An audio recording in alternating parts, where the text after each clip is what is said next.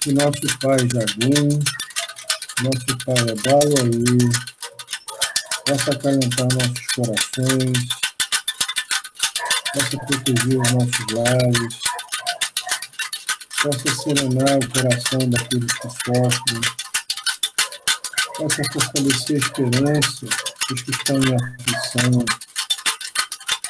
possa ajudar na recuperação daqueles que estão enfermos, inspirar os profissionais da saúde que estão na frente de batalha.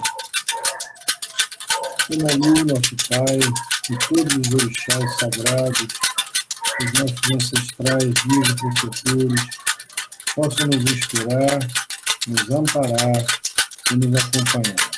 Axé. Benção, Pai. Pai abençoe a todos, Pai abençoe a todas. Uma alegria receber vocês aqui, estarmos juntos no nosso encontro do conhecimento, que acontece sempre às segundas-feiras, das 21 às 22 horas, de 15 em 15 dias. Nós estamos ainda no período delicado da pandemia e melhor oportunidade, a melhor providência que a gente tem a fazer nesse momento é manter a nossa união, é manter a nossa conexão, nos resguardando da melhor maneira possível.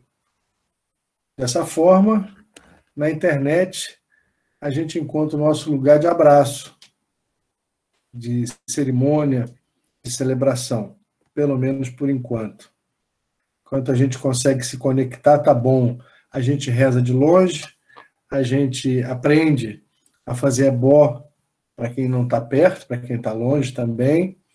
Então é possível que a gente entrelace os nossos afetos, é possível que a gente reveja, se emocione, se conecte com o sagrado também através dessa ferramenta da tecnologia. Muito bem. Hoje nós vamos falar sobre um tema que é muito pouco difundido nos nossos meios de cultura, de religiosidade afro-brasileira, pouco se fala. Mas há muita curiosidade também. Nós vamos falar hoje sobre Egbé Orum. Alguém já escutou essa expressão? Não?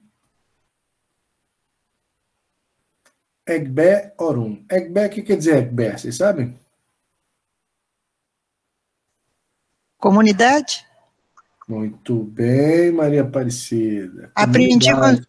Aprendi com o senhor no curso. Olha que responsabilidade, hein? EGBE é isso aí, quer dizer comunidade, sociedade, grupo. E ORUM, o que quer dizer ORUM?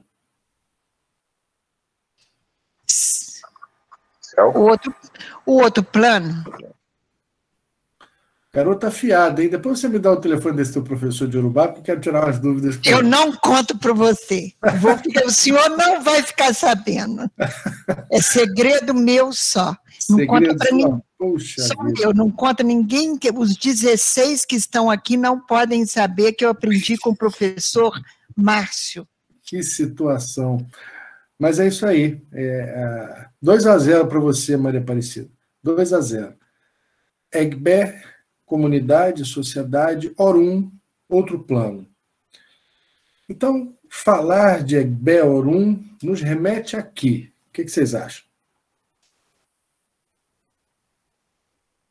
Falar do meu Botafogo. Não, do Botafogo não, que a coisa não tá legal pra gente. Né, pai Dudu?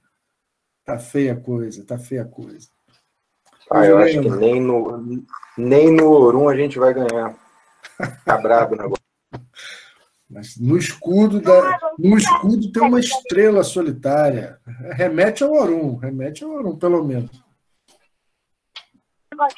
Seria a nossa comunidade espiritual? É por aí, exatamente, meu filho, exatamente. Falar em EGBE ORUM é pensar num grupo, numa comunidade, numa sociedade não material. O que seria uma sociedade não material? É o grupo do Gasparzinho, dos fantasminhas, camaradas?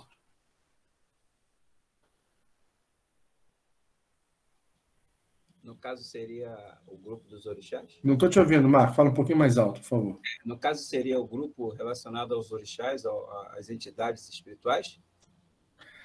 A gente está falando de várias possibilidades, de várias entidades ou de várias sociedades.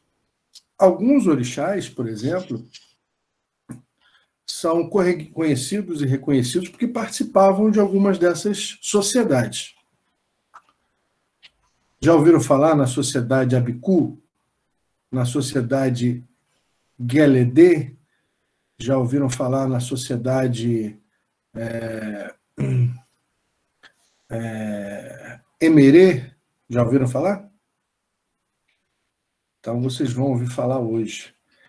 A grande questão é que é importante a gente entender, a partir de um ponto de partida, que há uma relação. Nós somos todos gregários, né? Nós somos espíritos gregários, indivíduos gregários. A gente participa de grupos sociais.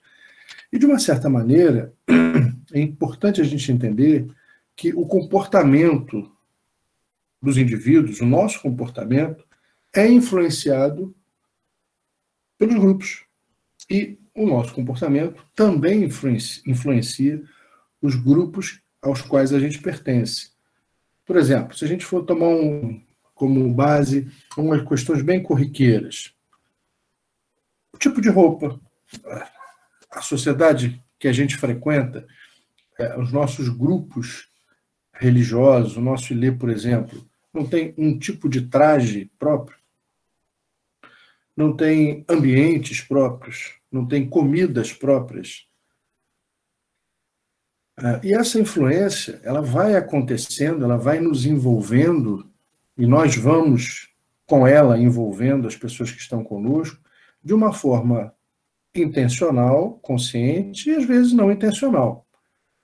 Mas a consequência é que todos nós somos afetados de alguma forma através dessa socialização. Por falar em socialização, a nossa socialização começa desde o nosso nascimento, nesse mundo, por exemplo. Desde que a gente é parido, há um congressamento social. O grupo da família, dos amigos, né? E a família é exatamente o primeiro grupo social ao qual a gente se identifica, a gente pertence. Aqueles que estudam o comportamento humano gostam de chamar de grupos de referência. Eu acho essa expressão bem interessante. O grupo de referência seria o quê? Um conjunto, um grupo de indivíduos que influenciam no comportamento daquelas várias pessoas, que se identificam com eles por algum motivo. Esses são os grupos de referência. A gente tem os grupos de referência que são chamados primários, né? Essa interação é direta e essa influência talvez não seja tão formal, mas é uma influência direta. E tem os grupos secundários, onde essa interação é menos contínua e talvez seja um caráter mais formal. Mas nos grupos sociais, cada indivíduo desempenha um papel, uma função. Se a gente observar bem, cada um de nós vai desempenhando certos papéis. Pensem no terreiro, pensem no grupo familiar, pensem na empresa, no lugar onde a gente trabalha. Mas nos identificar nesses grupos sociais, pelo menos de acordo com os exemplos que eu trouxe, vai nos dar uma perspectiva especificamente material. Mas na cultura iorubá, a gente aprende a perceber as influências não apenas de uma forma física, material. A gente aprende a perceber a influência das plantas, a influência das energias, por uma observação imaterial, além da física, metafísica. Então, se a gente entende que a gente está falando de Egbé, sociedade, grupo, comunidade, e Orum, Egbé Orum, espaço etéreo de céu, a gente também precisa entender que, pela cultura iorubá, existem 9 céus. 9 céus. 4 acima da terra, 4 abaixo da terra, e Aie, o espaço dos vivos, é o 9º céu. Portanto, aqui também é um céu. Os iorubás entendem que há vários grupos lá no Orum. E, possivelmente, da mesma maneira que aqui a gente estabelece relações, a gente também tem, ou tinha relações, com os nossos grupos de origem. E os iorubás, por exemplo, conhecem a nossa tradição, né? Egbé Mussô, Egbé Emerê, Egbé Elecó, Egbé Arabô, entre outras. São grupos espirituais infinitos. Infinitos. Esses são alguns que a cultura iorubá, no candomblé, mantém identificados. Mas aqui também é muitos grupos, né? Por exemplo, grupo do futebol, o grupo da família, o grupo dos que falam mal da família, o grupo do terreiro, o grupo dos ogãs do terreiro, o grupo dos ebômios, o grupo das equetes, o grupo dos abiãs, o grupo dos pais de santo, o grupo da faculdade, o grupo da vizinhança. São grupos. E da mesma maneira que, como eu falei, nessas grupos de referência, a gente não só influencia, mas é influenciado. A gente tem certas satisfações a dar a cada grupo. Por exemplo, no grupo da família, né, nos familiares. Se você casa ou descasa e não comenta com a família, fala, poxa, você não falou nada. Poxa, você casou e não convidou a gente, não chamou para a festa. Né? Pô, você vai se formar, não convidou as pessoas para a formatura.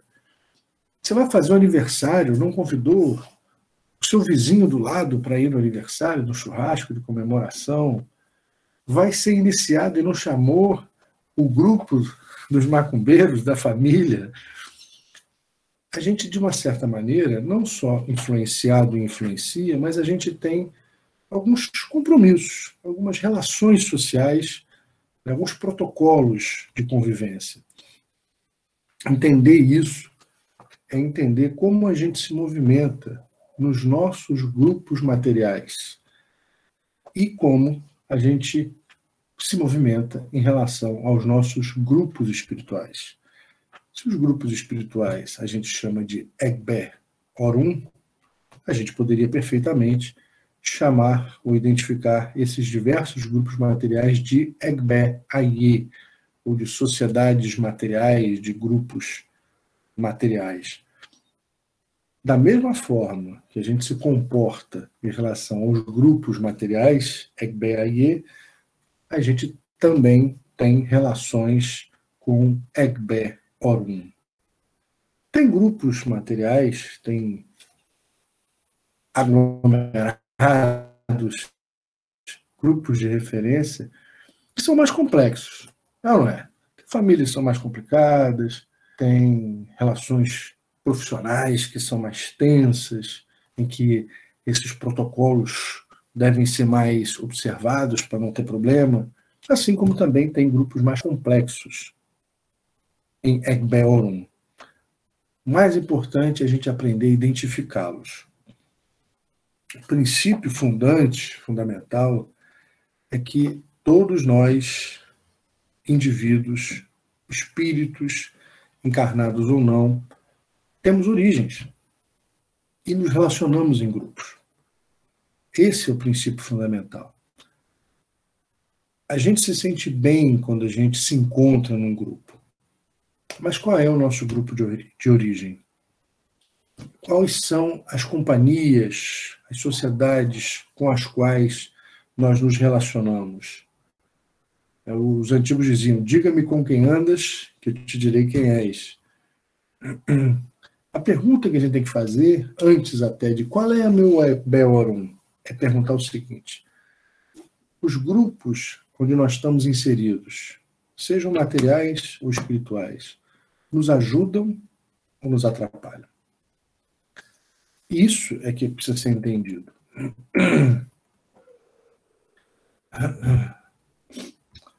Vocês conseguem identificar quais são os grupos de referência de vocês? Quais são os grupos que mais influenciam o cotidiano de vocês? Jurema, qual é o grupo que mais te influencia, Jurema? Não vai falar que é a torcida jovem do Botafogo, porque a gente não está com nada. De maneira alguma, não sou botafoguense. Né?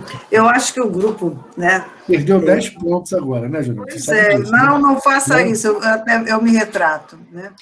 Mas eu acho que é o grupo da família. Né? Eu tenho um grupo de família. Os meus filhos, né, as pessoas mais chegadas, familiares, dizem que eu sou a mulher dos grupos. Toda hora eu estou envolvida num grupo. Né? Então, eles dizem que eu estou sempre envolvida em grupos. Eu tenho realmente grupos que são assim mais, digamos, que trazem mais movimentação, né? Mas o grupo da família, esse é bem forte. Né? E qual é o grupo que traz mais perturbação, Maria Aparecida? Está fechado o teu microfone. Vou abrir. Já. Mais perturbação? Pode falar, a gente não vai contar para ninguém, não. Tá só não,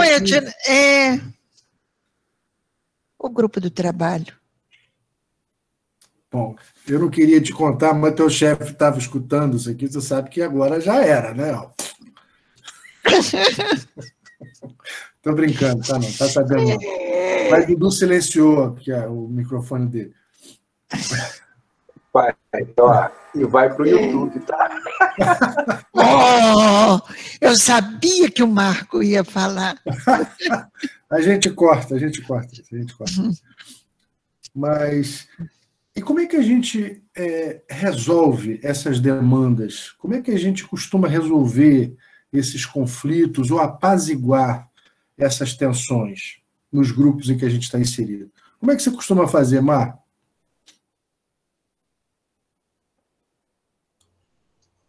A gente tenta equiparar, né, uma coisa com outra, não sobrecarregar um com o outro. É o que eu tento fazer. Né? E como é que você consegue desempenhar essa arte? Bom, assim, na minha concepção, cada grupo tem seu nível. Então, eu trato de acordo com os níveis. Quer dizer, o grupo familiar, eu trato ele de uma forma. O grupo de trabalho de uma forma mais profissional, mais fechada. Tem aquele dos amigos, que é mais aberto, a gente vai brincando, aquela coisa toda. Então, são diversificados nesse sentido. E você, Bomi Anderson, como é que você consegue resolver os conflitos dos grupos? Me fala. Cadê ele? Anderson, tá dormindo, Anderson? Acorda? Oi, pai, tô não. É que eu tô na rua aqui com as crianças. É complicado, né? Resolver conflitos é sempre muito complicado. Como é que você costuma resolver? Me fala. Primeiro de tudo, eu tento analisar a situação em si, tento ser mais racional do que passional. E eu acho que uma das metodologias que eu tenho aplicado e que tem dado muito certo é se colocar no lugar do outro, né?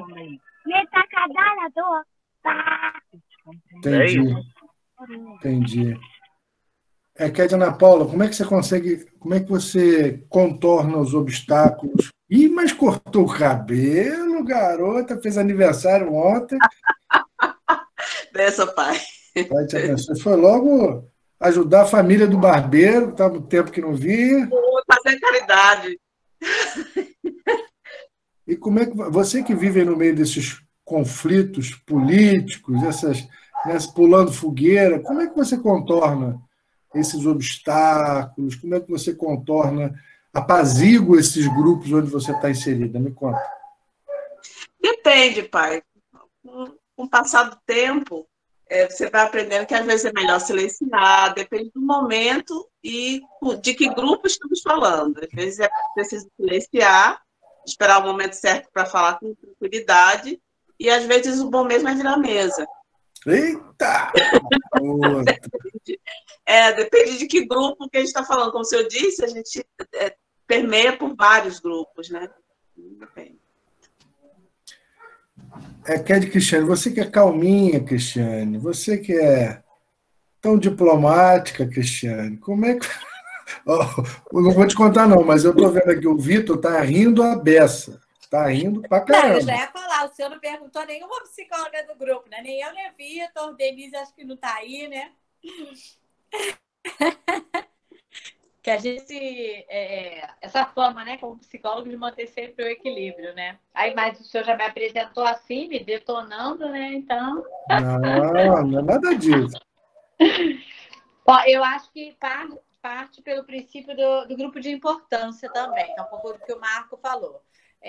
Não só a importância, acho que é um pouco do que todo mundo falou. O Anderson falou da empatia, né, que é o se colocar no lugar do outro, que é muito importante, mas vai muito também daquilo que você ganha ou perde com aquele grupo, dá ou recebe daquele grupo. Existem grupos que você está lá pro forme mesmo, outros na obrigação e outros que te dão prazer e que te somam e que fazem muito pelo que pelo que o senhor estava falando aqui, dessa questão de perceber a influência, né? Eu faço um link com a física quântica, que a gente fala muito isso, de atrair pessoas, né, que tem a ver que estão em sintonia ou sincronicidade conosco, que não quer dizer pensar igual, de forma alguma. Né? Hoje eu li alguma coisa que falava muito sobre isso, sobre a questão de eu entendo, eu até publiquei, eu entendo o ponto de vista do outro, pode ser diferente do meu, mas eu preciso entender e respeitar. Não significa que eu concorde. E acho que assim é um desafio, né? Porque viver em grupo significa ter relacionamentos interpessoais, viver em conflito, onde tem mais de um. Às vezes, até sozinhos, nós conseguimos ter os nossos próprios, mas onde tem mais de um, sempre haverá conflitos. Não tem jeito, né? Ou seja, diante de tudo que vocês falaram, admitir que a gente tem grupos de referência, que a gente tem relações com vários grupos, e mesmo que a gente avalie cada situação, cada contexto, a gente precisa entender que manter uma boa relação não necessariamente é viver absolutamente numa relação estável, de paz absoluta, de mar de rosas. Administrar esses conflitos é uma atitude, é um exercício permanente. Por quê? Porque onde tem, como disseram vocês, grupo, tem diversidade. E, às vezes, as diversidades também geram opiniões diferentes e tensões. Às vezes, a gente ameniza essas tensões quando é importante, quando a gente, por exemplo, nas nossas relações profissionais, né, à volta da mesa. Quantas vezes a gente soluciona contratos, fecha negócios, convidando para um almoço, convidando para um café?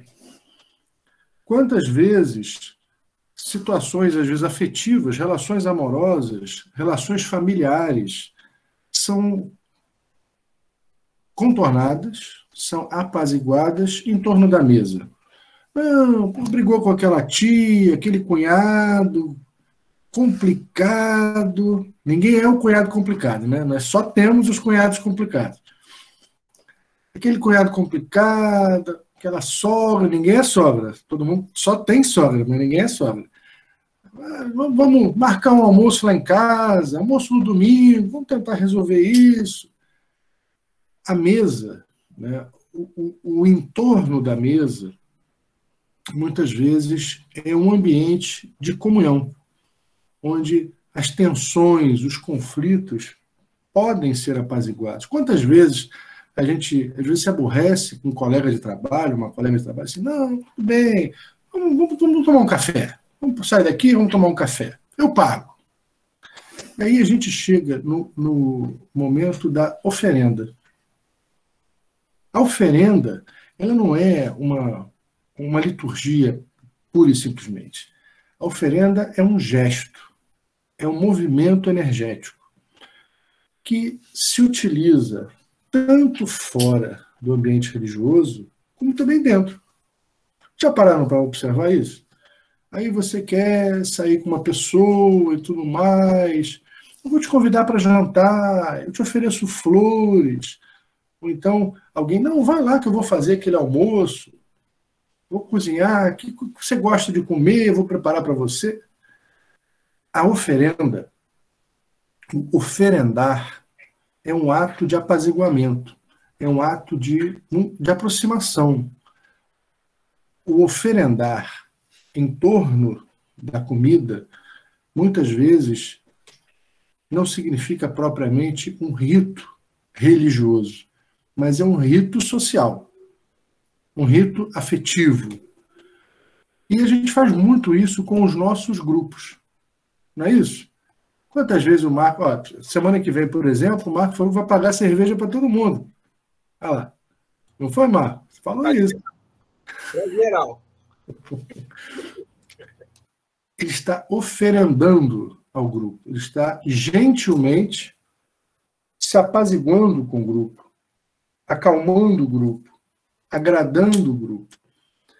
Nas religiões de matrizes africanas, esse comportamento de oferendar, esse comportamento de agregar em torno da comida, entrou na liturgia. Em outras religiões também há oferendas, mas na nossa é importante a gente compreender o nosso sistema. O nosso sistema é um sistema que se estabelece a partir das trocas. Não é troca de interesse. Eu vou te dar cerveja porque eu quero isso. Eu vou te dar o almoço porque eu quero aquilo. Não necessariamente de troca, mas de apaziguamento, de entrosamento, de pacificação. Neste sentido. O que a gente faz no nosso cotidiano, nos nossos ritos cotidianos, a gente também faz nos nossos ritos religiosos. Até porque, dentro desse nosso sistema, não há um limite, não há uma fronteira entre o espaço religioso e o espaço profano ou não religioso. Não existe isso. Os iorubás, eles eram integralmente praticantes da sua espiritualidade. Não é porque eram mais elevados, é porque faz parte do sistema cultural deles. Não havia essa cisão do momento da religião e o momento fora da religião. As leis deles eram as leis divinas. Eu não sei se eu cheguei a comentar com vocês, mas na cidade de Ọ̀yọ́, por exemplo, no sudoeste da Nigéria, há milhares de anos, existe uma lei de que só quem bota fogo pela boca é Xangô. Ninguém pode fazer isso. Não é uma tarefa fácil, mas, por exemplo, fumar não é uma prática aceita entre os Ọ̀yọ́. Até hoje eles não fumam, porque a fumaça do cigarro, a brasa do cigarro, lembra esse interdito jurídico. Até hoje não se fuma. Eu estive em Ọ̀yọ́ tem 2 anos. Não quer dizer que ninguém fuma. Eles até fumam escondidinho, mas você não vê publicamente esses gestos, esses atos com normalidade. Eles sabem, eles sentem que estão infringindo um costume, não fazem. Inclusive os adeptos de outras religiões. Inclusive os adeptos de outras religiões. É um comportamento cultural. O que eu quero dizer? Portanto, os iorubás, eles têm essa prática, têm esse sistema. No sistema deles não há a cisão, não há o momento religioso e o momento profano. Eles são assim. Então, a relação com a natureza é permeada por isso, a relação com a família é permeada por isso, a relação com a espiritualidade é permeada por isso. Para vocês terem uma ideia, os antepassados deles, dentro dos seus costumes tradicionais, eram enterrados em casa. Porque eles não tinham, lá é o lugar do sepultamento, aqui é o lugar da vida, lá é o lugar da morte, aqui é o lugar do vivo, lá é o lugar de rezar, aqui não é o lugar de rezar. Tudo é uma coisa só, é um complexo só. Em algumas tradições eles eram enterrados num quarto, em outras tradições eram enterrados na soleira da porta. Nos nossos candomblés, até hoje, os orixás, quando passam na soleira da porta, se viram de costas, em respeito ao lugar dos ancestrais. Muita gente já não sabe mais a origem disso, mas diz, não senta na beira da porta porque dá azar, que é o lugar do morto. Faz mal, não senta na soleira da porta que faz mal, porque é o lugar que o Iorubá reconhecia como sendo o lugar do sepultamento do morto. Então, isso é uma integralidade. Da mesma forma que eles praticavam, como a gente pratica, essas oferendas de apaziguamento entre os membros das suas comunidades, das suas sociedades, eles também oferendavam aqueles que não eram mais materiais, aos não vivos, aos orixás, aos ancestrais, aos mortos, aos grupos aos quais eles pertenciam. Se eu sou cultuante de Ogum, eu faço parte de um Egbé Ogum. Se eu sou praticante dos cultos das ancestrais mulheres, estas são membros do Egbé Geledê, do Egbé Elecó, por exemplo. Então, faz parte do cotidiano deles. Da mesma maneira que a gente oferece o cafezinho, oferece o jantar para apaziguar alguém, também eles faziam isso e fazem isso para apaziguar essas energias não materiais. Isso ajuda a gente a compreender a integralidade desses indivíduos. Não tem lugar repartido. Eles não são partes, eles são todo. São expressões do todo. Então, pensar em Egbé Orum é pensar, sobretudo, as relações que a gente tem, tanto entre vivos quanto com os não vivos. Agora, como é que a gente sabe qual é o nosso grupo? O Marco, por exemplo, custou muito para se identificar como botafoguense. Hoje ele lamenta um pouco, mas ele sabe o quanto é importante isso na história dele. Botafoguense vermelho e preto fica difícil. Pois é. Ninguém é perfeito, né, Marco? Ninguém é perfeito. Meu pai tenta levar membros para o grupo dele, mas está difícil, viu, pai? Eu estou me esforçando, eu estou quase criando uma liturgia nova no terreiro, botando uma estrela solitária no assentamento, tudo quanto é orixá. Vamos ver se dá certo. Quem sabe? Tá difícil. Enfim, mas então, como é que a gente sabe o nosso grupo de origem? Primeiro, a gente precisa também identificar, além de perceber essas relações, até que ponto o grupo que a gente deixou lá nos influencia de uma maneira positiva ou de uma maneira negativa. Nem sempre essa relação é uma relação que se estabelece de forma pesada, ruim, negativa, como as pessoas costumam dizer. E tá ruim com o negócio de EBE-ORUM, tem que resolver isso. Não necessariamente, às vezes as relações são ótimas. Às vezes a gente tem relações familiares bem agradáveis, bem estáveis, às vezes nem tanto. Às vezes a gente tem relações profissionais que são leves, às vezes nem tanto. Então, primeiro a gente precisa sentir. Como é que a gente sente a nossa conexão com o imaterial? É leve? Não é leve? É tensa? Não é tensa? Antes mesmo da gente recorrer ao oráculo, a gente deve desenvolver as nossas percepções dentro do possível. Claro, isso não é uma coisa simples, mas a gente deve estimular isso. É uma relação tensa? Se é tensa, vamos tentar averiguar, tentar apurar, tentar melhorar. Se é leve, viva bem, não faça mal a ninguém. E vai seguindo, vai tocando o barco. Agora, a nossa religião é uma religião essencialmente oracular. Essas relações se estabelecem a partir do oráculo. Nós, sacerdotes, sacerdotisas, somos intermediários. Somos meros gestores. O oráculo e as divindades que falam através dele é que são as orientadoras. Essa é a realidade. É legal a gente também entender o nosso tamanho, a nossa dimensão, para que a gente não inverta os papéis. Então, é através do oráculo que a gente pode detectar, avaliar que relação a gente tem com EGBE-ORUM. E também o tipo de relação, o tipo de apaziguamento, o tipo de comportamento que a gente pode ter para melhorar as relações com EGBE-AIE.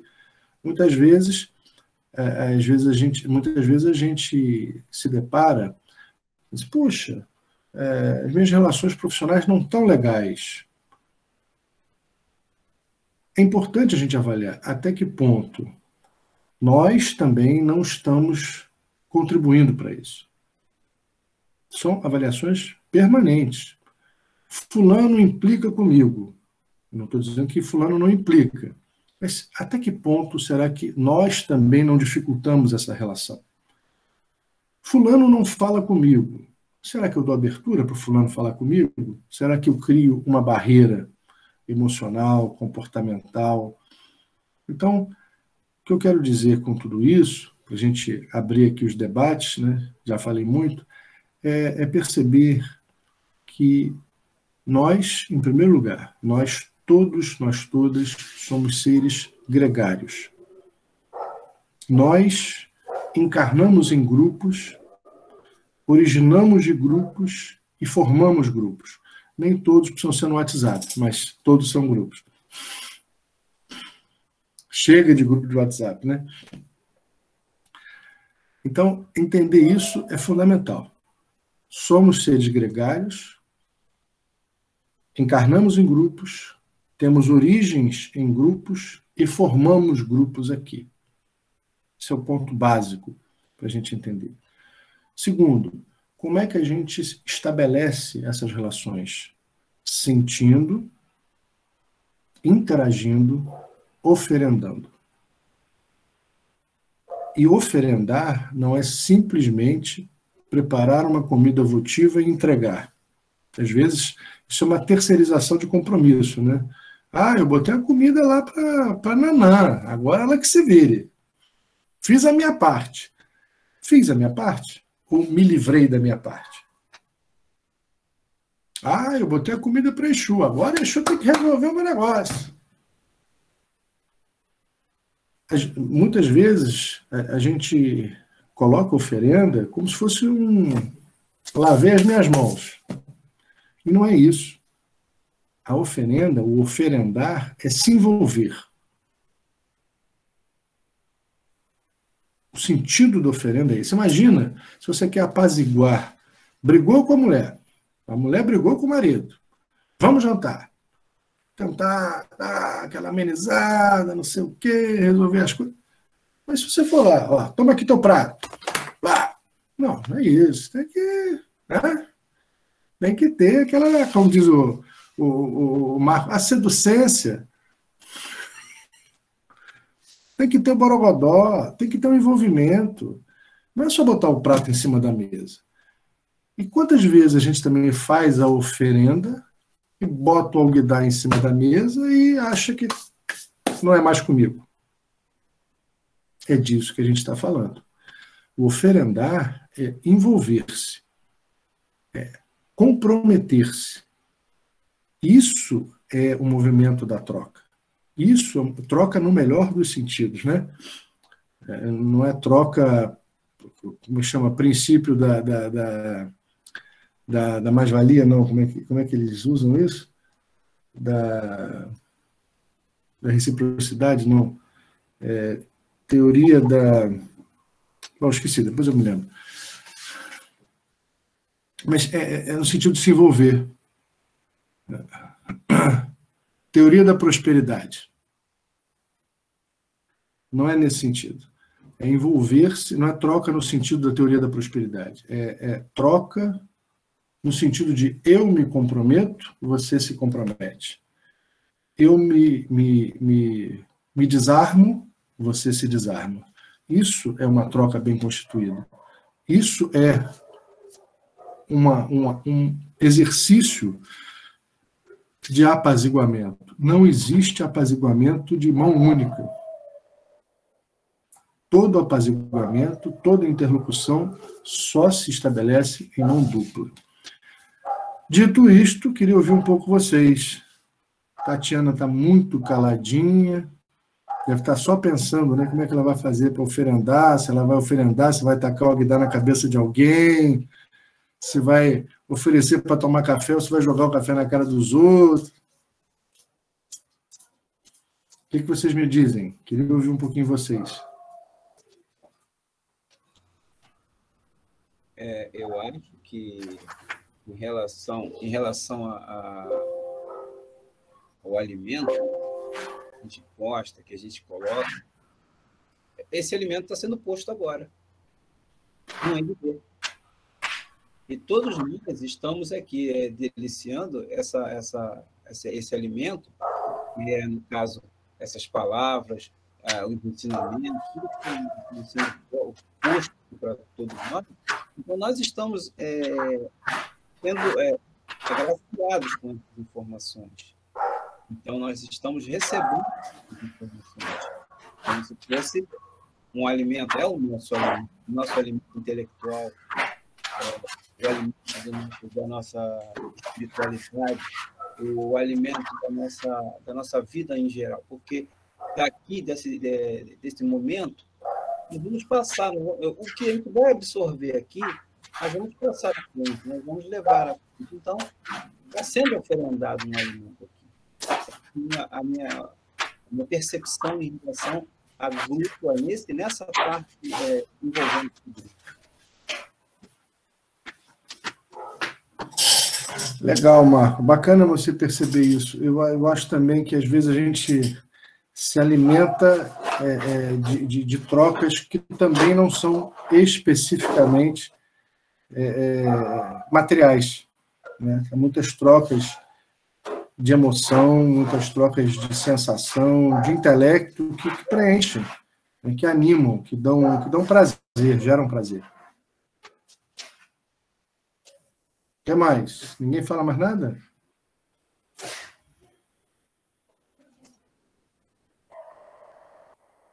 Vitor, você congelou ou está fingindo, Vitor?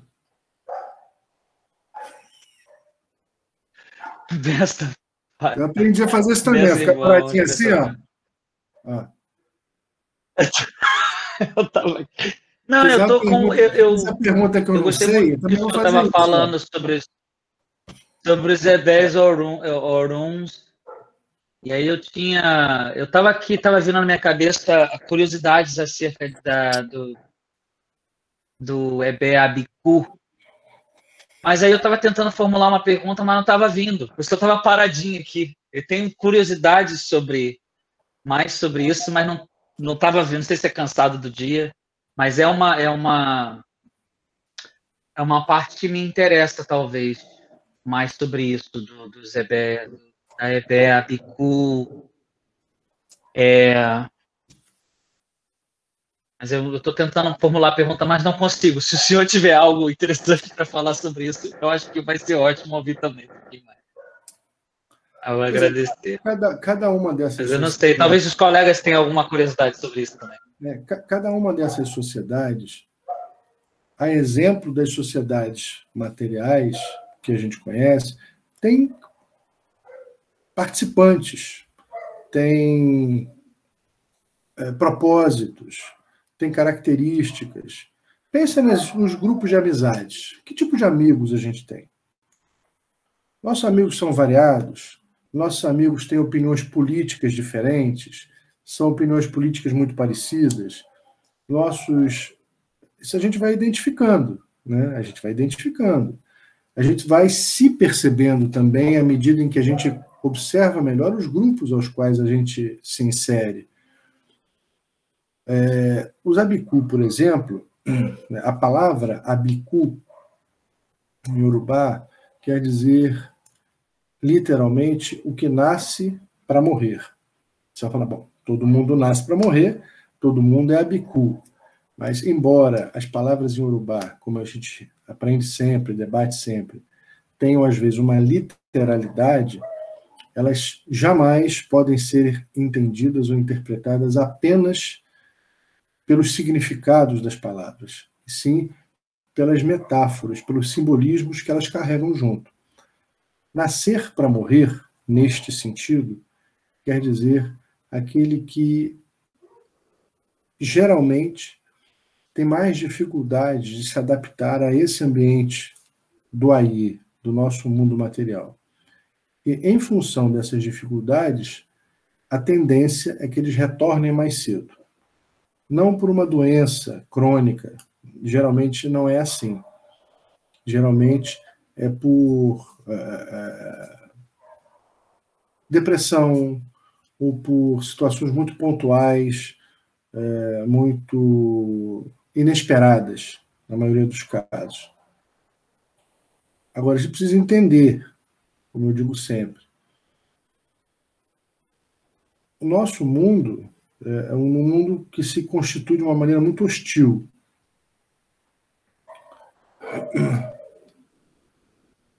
É um mundo muito hostil. E as pessoas mais sensíveis têm menos facilidade de se adaptar. Às vezes a gente costuma dizer que as pessoas sensíveis têm problemas, né? Têm problemas. Fulano é problemático, não se adapta bem. Quando, na realidade, eu não sei, sinceramente, se quem lida melhor com hostilidade é quem tem mais problemas, né? Eu acho que sim, mas são características. Uns têm mais sensibilidade para desenho, outros não têm. Uns têm mais sensibilidade para pintura, outros não têm. Outros dançam melhor, cantam melhor. Outros, não. As pessoas que têm mais sensibilidade, em geral, desenvolvem algumas questões artísticas com mais facilidade, sensíveis com mais facilidade, mas também se integram de uma forma mais difícil com o outro, tem uma interlocução mais complexa com o outro. São características. A gente não pode imaginar que o ser humano tem um padrão, ou tem que ter um padrão. Nós temos diversidades, e as diversidades passam também pelo grau de sensibilidade, se é que a gente pode dizer isso. Diversidade tem a ver com orientação sexual, diversidade tem a ver com credo, diversidade tem a ver com sensibilidade, por exemplo.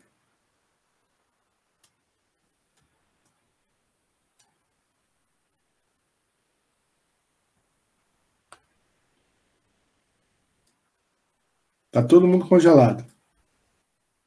Só a Paula que não está, porque cortou o cabelo, está sacudindo o cabelo para todo mundo. Ah, então eu fico para todo mundo perceber, entendeu? Pai, essa idade, às vezes, falando assim, parece simples, né? Quando a gente fala da diversidade, por exemplo, eu sou uma pessoa que hoje eu procuro um pouco mais equilíbrio para lidar com mais eu disse que o meu maior defeito e qualidade é a sinceridade. Só que, às vezes, a minha sinceridade, por muitas vezes, invadiu essa individualidade que é de cada um. Você traz isso. E aí eu queria fazer essa relação. Eu percebo que, a partir do momento que você conversa mais com o Ori, você tenta fazer essa conexão, eu queria me acalmar um pouco mais em relação a isso. Né, nessas relações com as pessoas. Comecei, tá, pai? Estou nem nesse caminho. Aí eu queria saber se esse diálogo todo dia, ao iniciar o dia, ao terminar o dia, com tranquilidade, com o Ori, pedindo para que a gente siga num caminho legal, que a gente tenha, eu não sei se paciência seria a palavra, né? Para lidar com as adversidades do dia. Se isso ajuda nessa relação com o Egdaori. Olha, não sei se vai te tranquilizar, mas eu comecei esse meu diálogo com o Ori já tem um bocado de tempo e ainda não terminei. Estou tentando. Juro que eu estou tentando. Não tem nem mais cabelo para arrancar, mas eu estou tentando. Agora, eu penso sempre, sabe, Paulinha, que conversar com o Ori, buscar apaziguar relações, seja com Ebé-Ayê, seja com Ebé-Orum, passa muito por objetivos, né? O que eu quero? Pergunte ao seu Ori, o que você quer? O que você busca? Às vezes a gente passa uma vida inteira, briga, faz as pazes, se muda de profissão, muda de relação, e a gente vive angustiado porque a gente não sabe o que a gente está buscando. É uma pergunta que pode parecer muito difícil, mas ela precisa ser respondida por nós. E quando eu digo que precisa ser respondida, não é que tem que ser uma resposta para a vida inteira. Talvez a gente possa melhorar isso aí. O que eu pretendo, o que eu busco para hoje, para agora, para esse meu momento? É possível a gente fazer essa pergunta e é possível obter essas respostas. O que eu quero? Entender o que a gente quer, eu acho que encurta muitos caminhos. Eu acho que apara muitas arestas. Eu acho que nos ajuda a jogar fora um monte de aflições. E quando a gente joga esses pesos fora, o nosso balão flutua muito melhor. Talvez as nossas relações com as pessoas também fluam muito melhor. Quando a gente sabe o que a gente quer, por exemplo, eu não quero disputa. Eu não quero entrar em disputa. Não estou dizendo que as disputas sejam ruins, não estou dizendo que todas as disputas sejam negativas, não estou dizendo isso. Estou dizendo que, neste momento, eu não quero. Isso me alivia, porque se eu não quero disputa, eu não preciso competir. E se eu não preciso competir, o que o outro faz para competir comigo já não me afeta. E o que eu poderia fazer para disputar com o outro, eu não vou fazer. porque eu sei que não é isso que eu quero. A gente pode eliminar muitas dessas tensões. A gente pode abreviar muito dessa conversa. A gente pode apaziguar muito o nosso próprio corpo, a nossa própria mente, identificando aquilo que a gente objetiva neste momento. Pode ser que daqui a 2 horas, 2 dias, 2 meses, 2 anos, fazendo essa mesma pergunta, a gente chega a outras conclusões. E acho isso extremamente sadio. O que eu não acho legal é a gente não se perguntar isso. É a gente duvidar da nossa capacidade de responder. É a gente duvidar da nossa capacidade de avaliar. É a gente duvidar da nossa capacidade de viver melhor.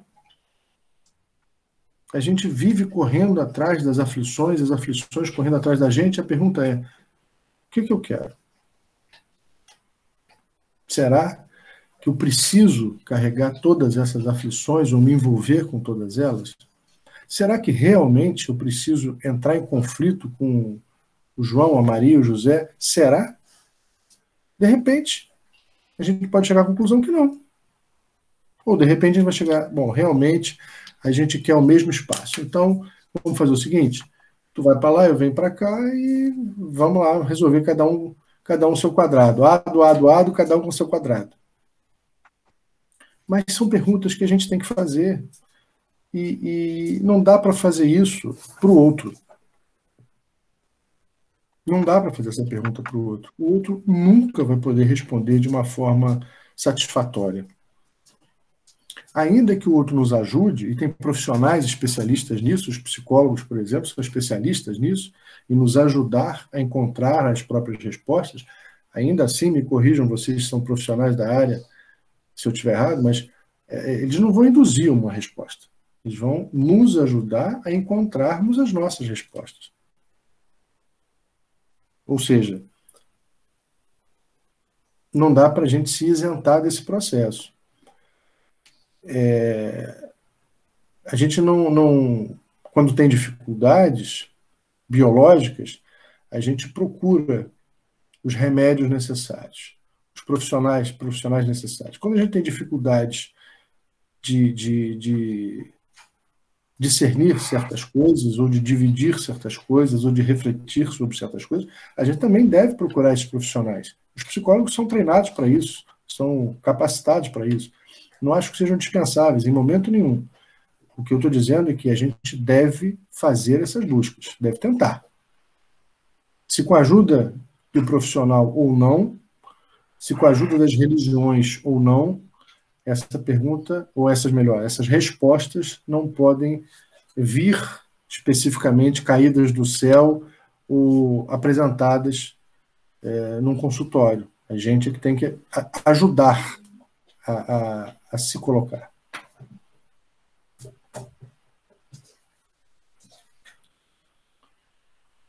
O que você tanto escreve aí, Kelly Cristiane? Me conta. Pai te abençoe, meu filho. Pensa, pai. O senhor é um ótimo psicólogo, hein? Eu te digo logo, hein, meu pai. Você vai me denunciar para o CRP e eu não tenho carteira. O senhor é excelente. Assim, uma das coisas que eu fico muito fascinado, quero agradecer ao senhor, e eu noto cada vez mais, é a importância da escolha, né? A importância do ser, a responsabilização. Pelo que eu entendo aqui, o senhor dá muito ênfase nisso, na importância de nós escolhermos o nosso caminho, de nós estarmos constantemente atentos, atenciosos em fazer essa escolha, em analisar aonde queremos ir. Isso é muito bacana, porque, novamente, não fazer com que a religião não seja só uma coisa de que a gente pede ao orixá para nos ajudar ou dar as oferendas para que alguma coisa aconteça, mas no sentido o que eu gostaria que estivesse acontecendo na minha vida. E eu acho que isso é muito poderoso. Quero agradecer ao senhor por essas palavras. Obrigado. Obrigado, meu filho. Mas, assim, Vitor, essa é a essência da nossa religião. Essa é a essência. as oferendas fazem parte do nosso procedimento. As oferendas são metodologias, são maneiras que a gente encontrou de viabilizar esses momentos. Mas a oferenda em si, ela é pouca se não tiver esse comprometimento, se não tiver essa busca. Tudo isso, todas essas metodologias têm como finalidade harmonizar o nosso próprio eu, o nosso próprio Ori. Então, a essência é essa. É a gente saber o que a gente está buscando, inclusive dentro do candomblé. Quem entra para o candomblé, quem espera do candomblé solução de problemas, vai perder seu tempo. O candomblé não é uma religião de fim, é uma religião de meio. É uma religião de meio. A gente entra não para alcançar, a gente entra para buscar. Guardadas as devidas proporções, né? A medicina também. A medicina não é uma profissão de fim, é uma profissão de meio. A advocacia não é uma profissão de fim, é uma profissão de meio. O médico, eu não sou médico, me corrijam aí se eu estiver errado, por favor, quem é da área da medicina. Mas o grande propósito da medicina não é manter a pessoa viva, é melhorar a condição de vida. Melhorar a condição de vida.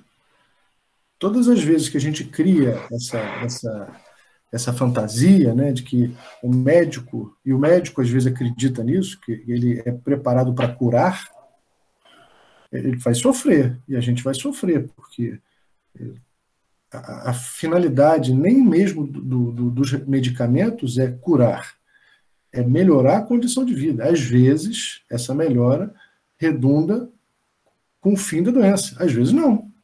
Tem doenças que são incuráveis. E aí? Então não precisa de médico? Não precisa de remédio?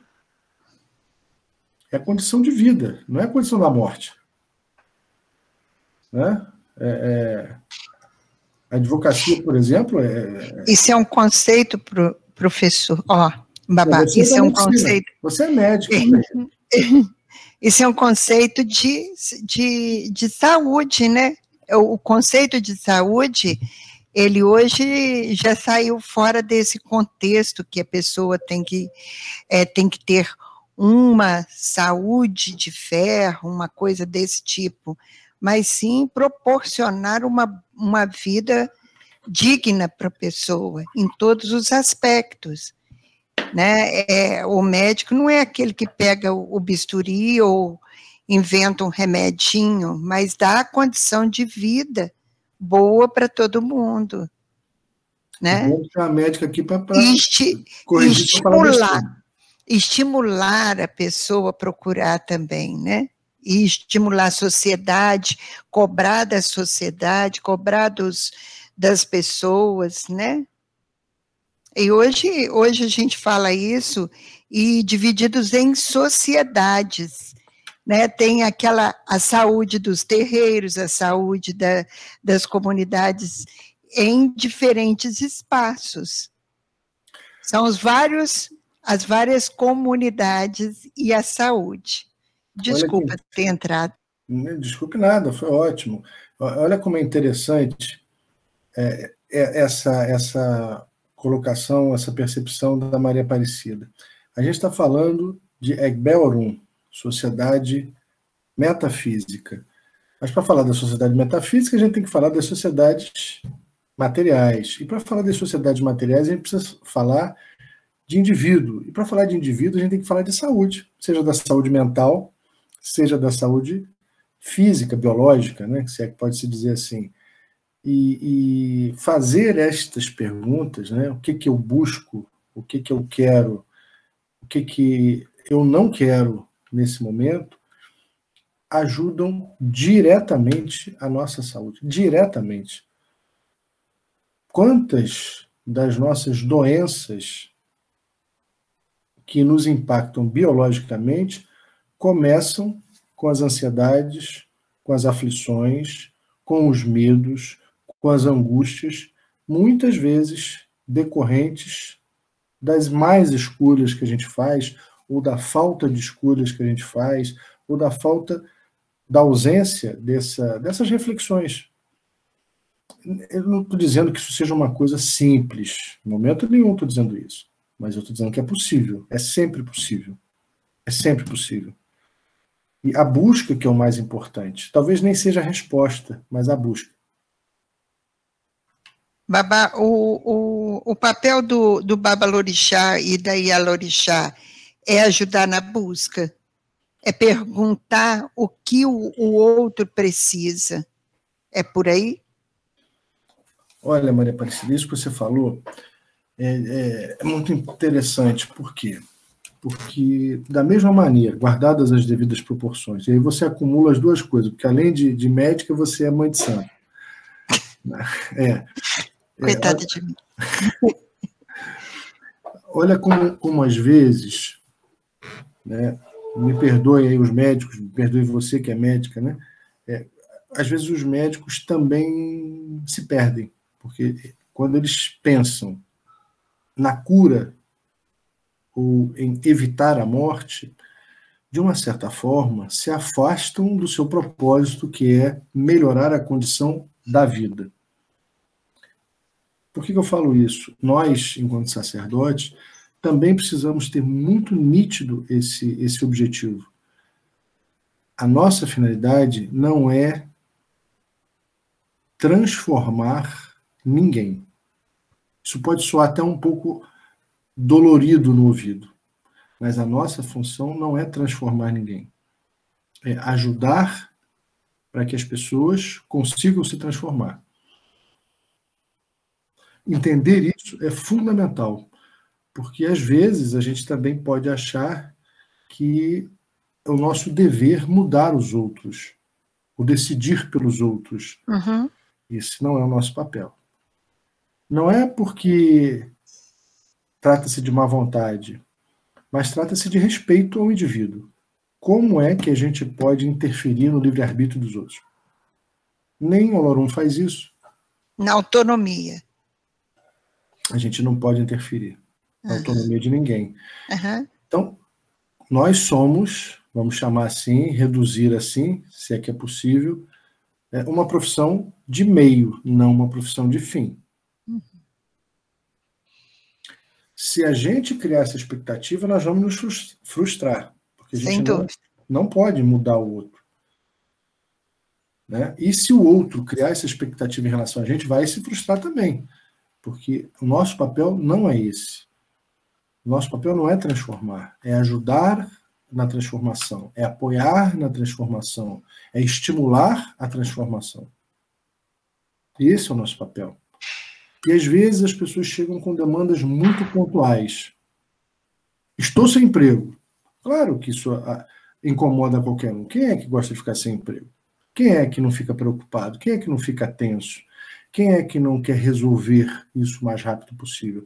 Só que Candomblé não faz mágica. É importante entender isso.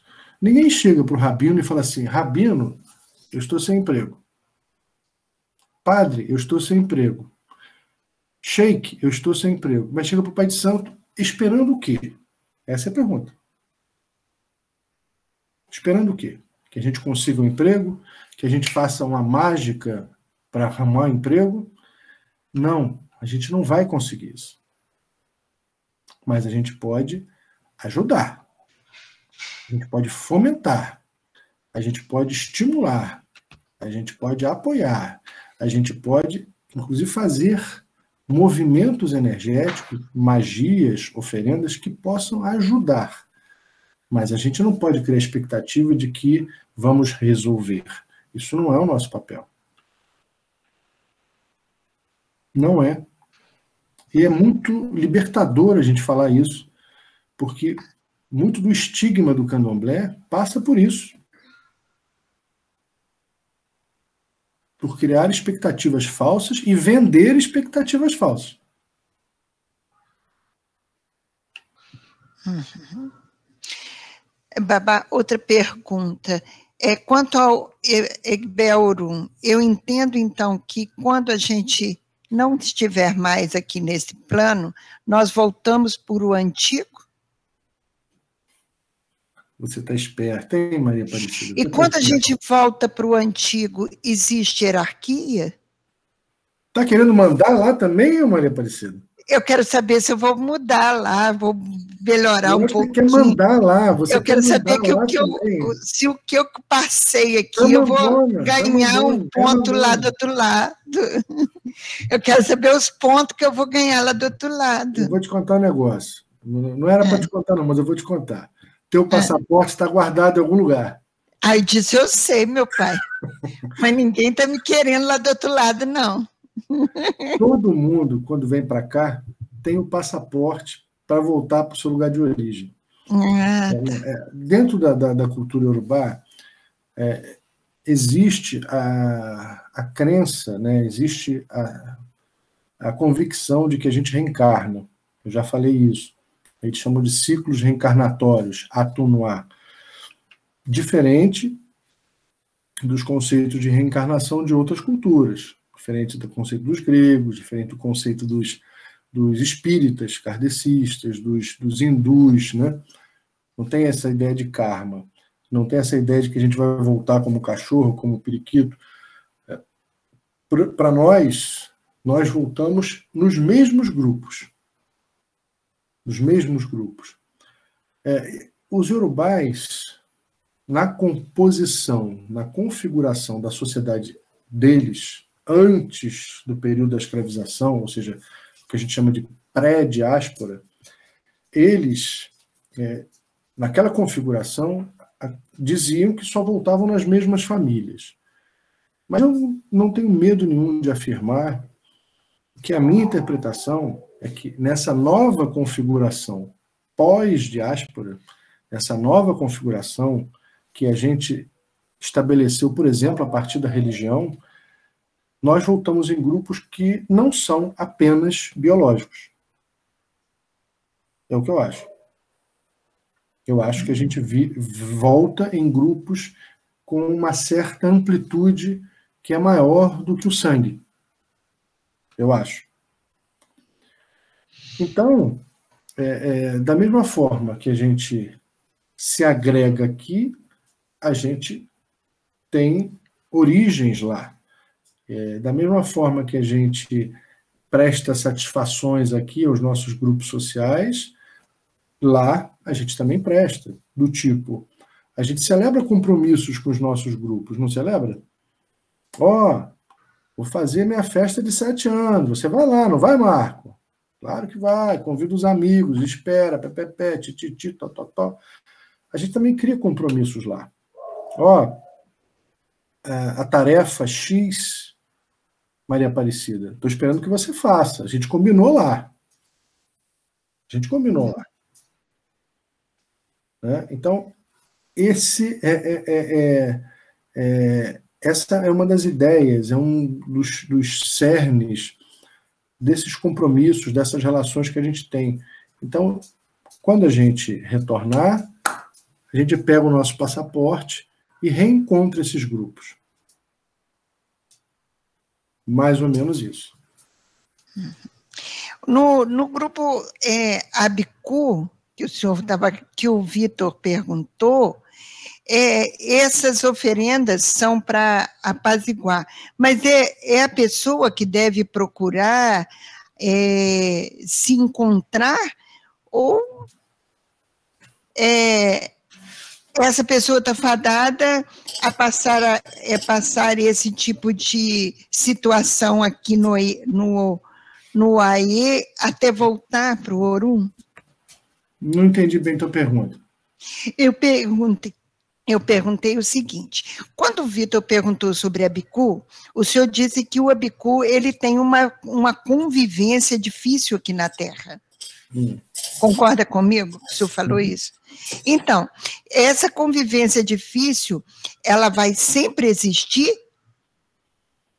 Sempre é tempo demais.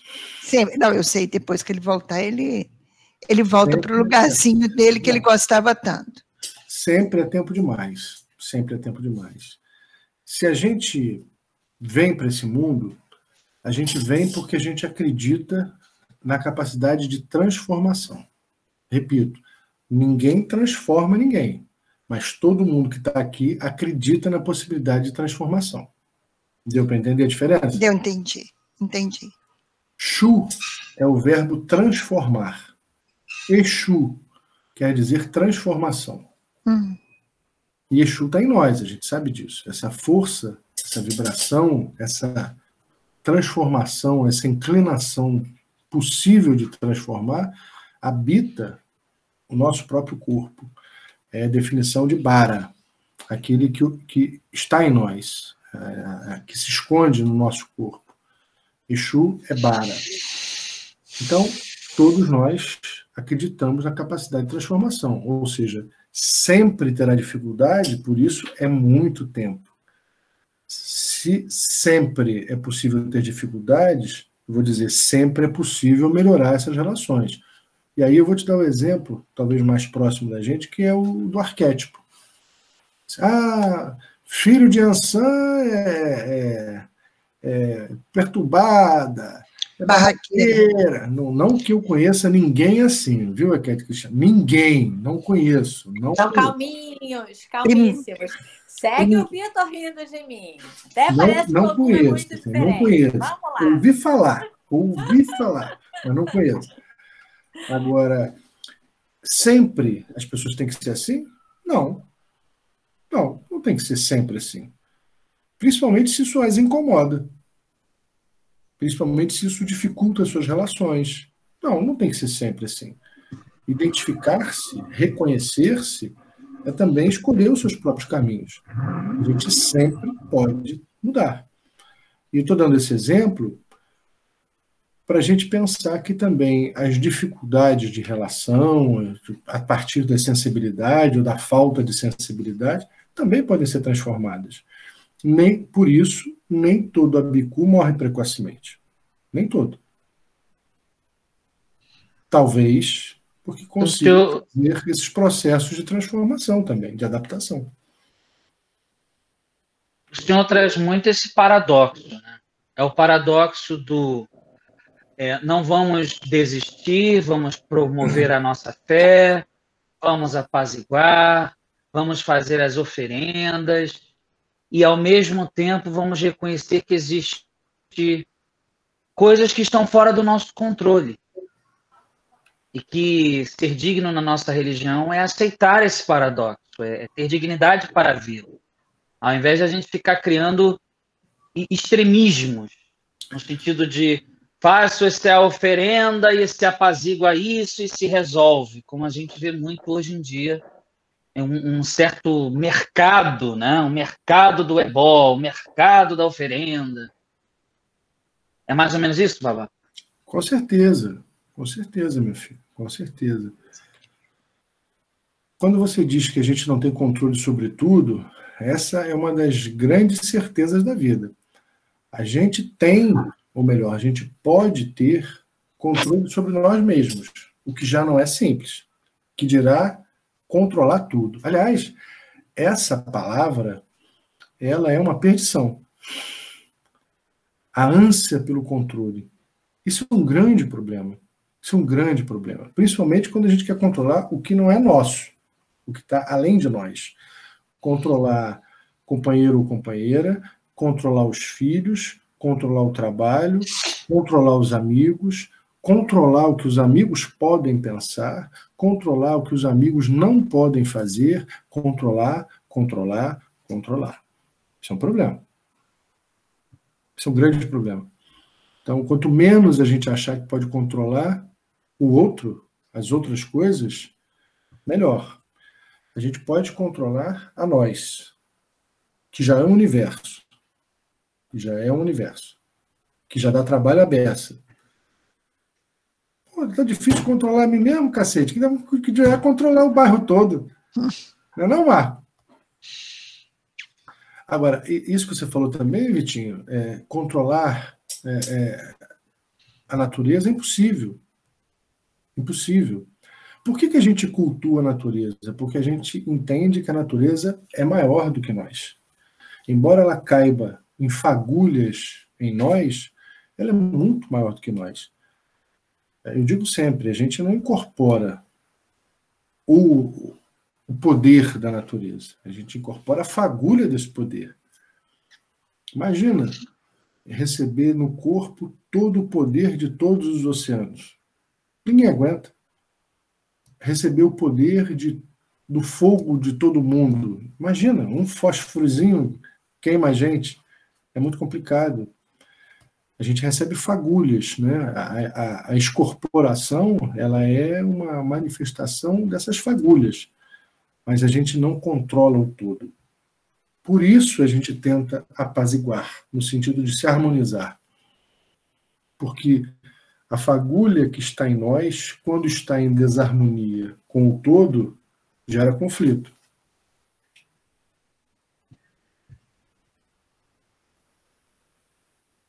Que paz. Que paz. Parece que tira o peso das nossas costas, né? Mas essa é a ideia, né? Estou falando, traz paz, traz assim... Eu já estou com o peso danado da barriga. Ela quer carregar o peso nas costas, Vitinho? Aí não dá, fica difícil. Agora, eu vou denunciar o senhor para o CRP. Vou fazer isso. O senhor está muito bom em psicologia e não tem registro. Não faça isso. Não faça isso, porque eu não sou psicólogo. Vocês que são. Nem tento. Não tento porque eu respeito. Muito.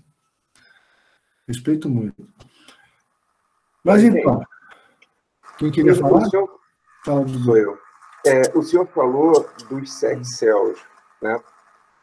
9 céus. Não tira 2, não. Já está difícil. O espaço está pouco, você vai tirar 2. Isso tem alguma relação com a elevação espiritual ou o caminho que um desencarnado percorre até ser orixá, até virar orixá, né? Porque a gente sabe que há uma evolução das entidades. Egum, depois, e por aí vai, Caboclo, Preto Velho, Herê, depois orixá. Isso pode ter alguma relação ou não? Dudu, eu não sei exatamente se esse processo de transformação passa assim por essas falanges. Eu não sei. Alguns defendem que sim. Eu me preocupo um pouco, até mesmo com a palavra evolução. Ela me incomoda a beça. Me incomoda porque a ideia de evolução é uma ideia de hierarquia. O que é evoluir? Quem é mais evoluído? E quando a gente leva isso para um plano bem prático, isso, eu não estou dizendo que é o que você pensou, ou é o que você mencionou, né? Mas essa ideia de evoluir, ou de ser mais evoluído, justifica muita intolerância e muito preconceito. Eu já cansei de ouvir religiosos se dizendo, não, porque a minha religião é mais evoluída do que o candomblé. O candomblé é primitivo. E olha como isso cria um abismo entre as pessoas, entre os pensamentos, entre as fés. Né? Um abismo.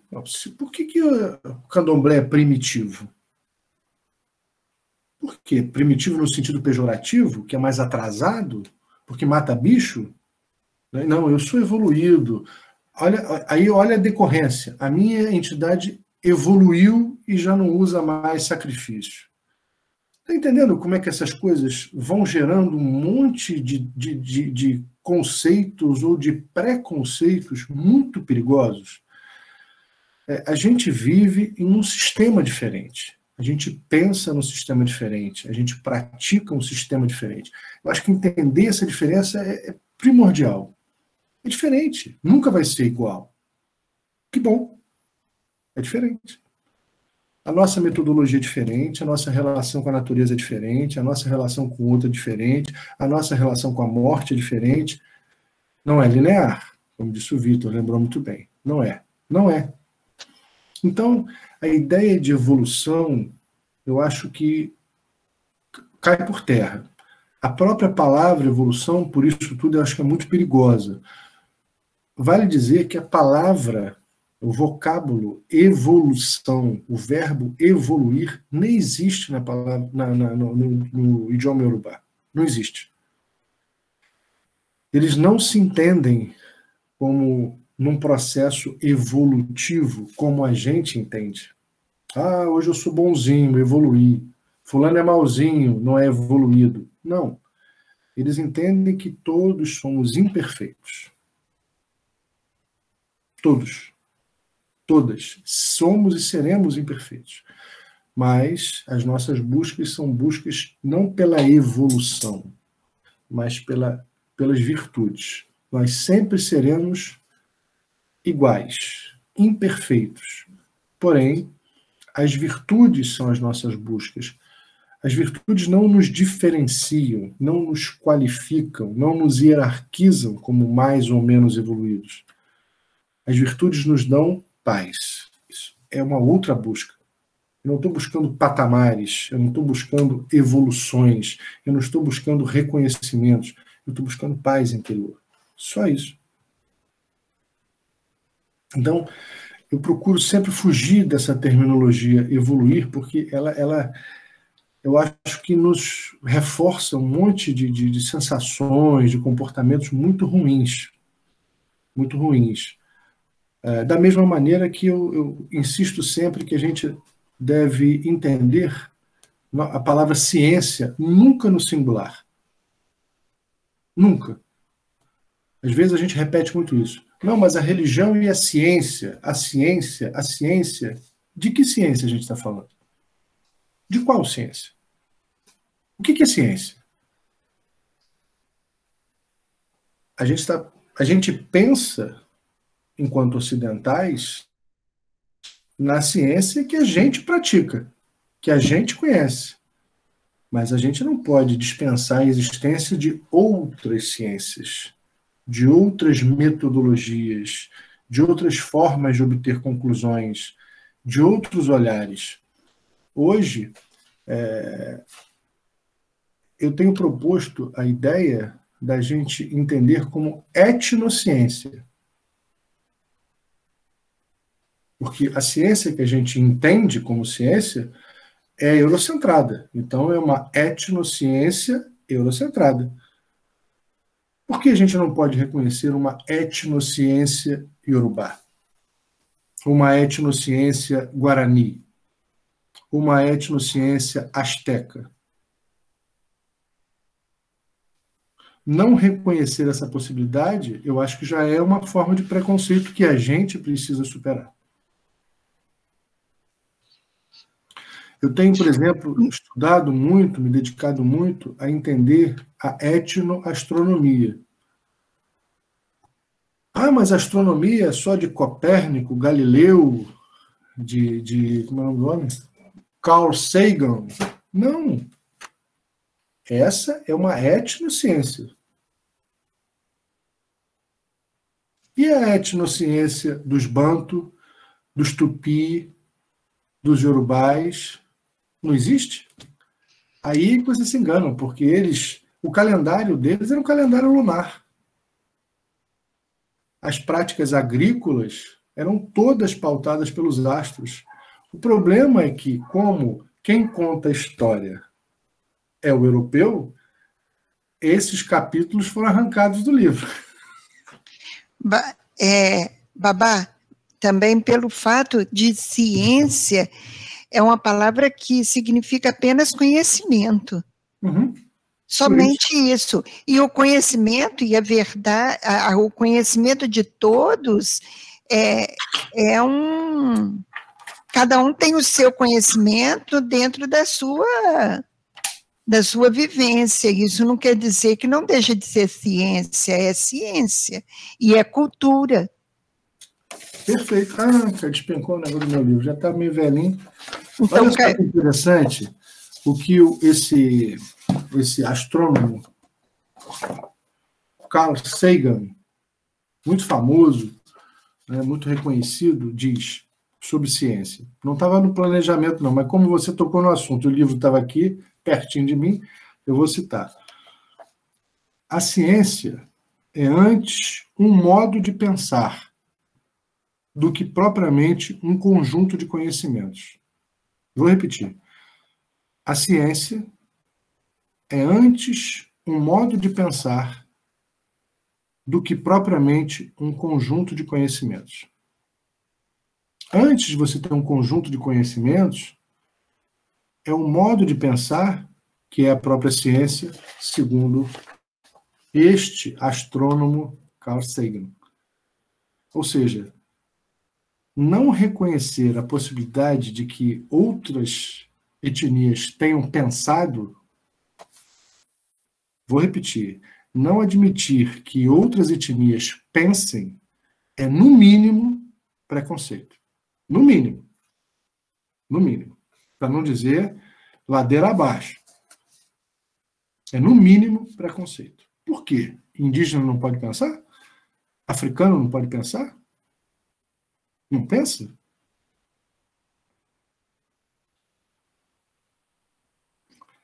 É desumanizar essas pessoas. Não reconhecer que eles possam pensar, não reconhecer que eles produzam ciência, é desumanizar esses indivíduos. É não reconhecer que eles sequer têm a capacidade de pensar. Isso é o mesmo que justificava o escravagismo, por exemplo. É isso. Mas, enfim, já são 22h32, o papo tá bom, mas o nosso horário tá... Peço para Márcio. Pai abençoe. Muito interessante isso, né? Muito interessante a gente poder refletir sobre essas questões. E olha como está tudo envolvido, e olha como é importante a gente entender esse sistema. A gente está falando de um sistema de pensamento. O que o André falou aqui? Fala essa mitologia greco-romana.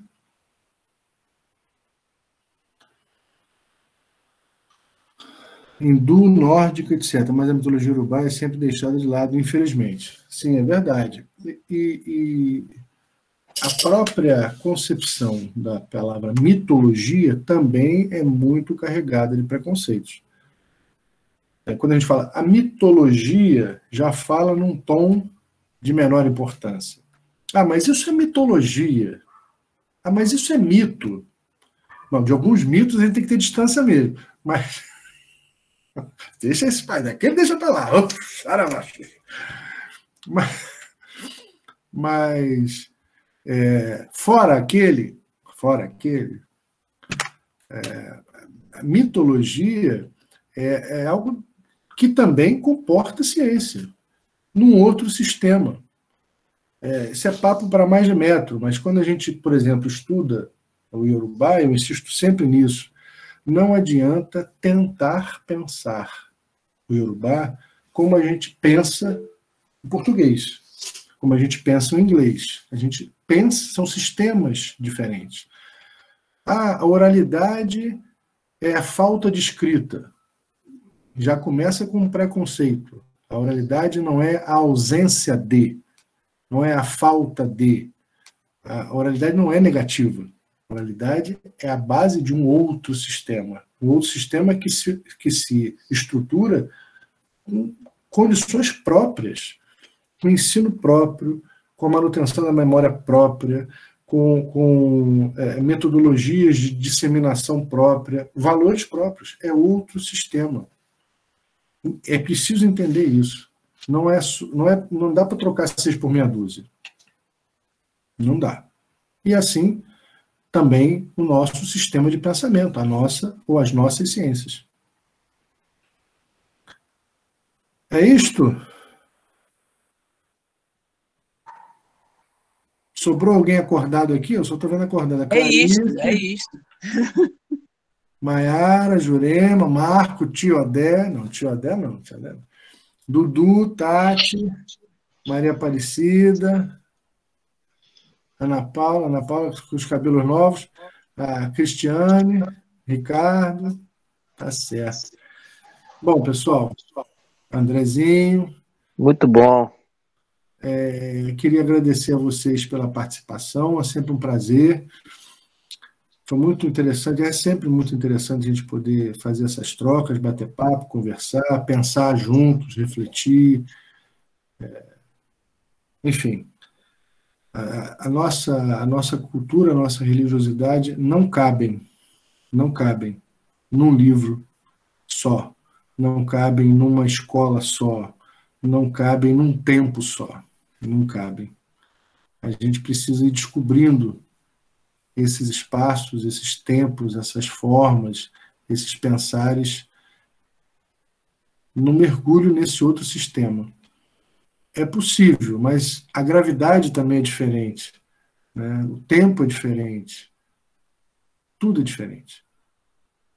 Para a gente ir na Lua, por exemplo, a gente tem que entender que os passos são dados diferentes, os anos-luz são contados diferentes, o ser humano tem que vestir uma roupa apropriada para aquele ambiente, guardadas as proporções, não que a gente tenha uma dificuldade como a lunar, mas é interessante a gente observar que entrar nesse outro sistema requer de nós reconhecer essas peculiaridades.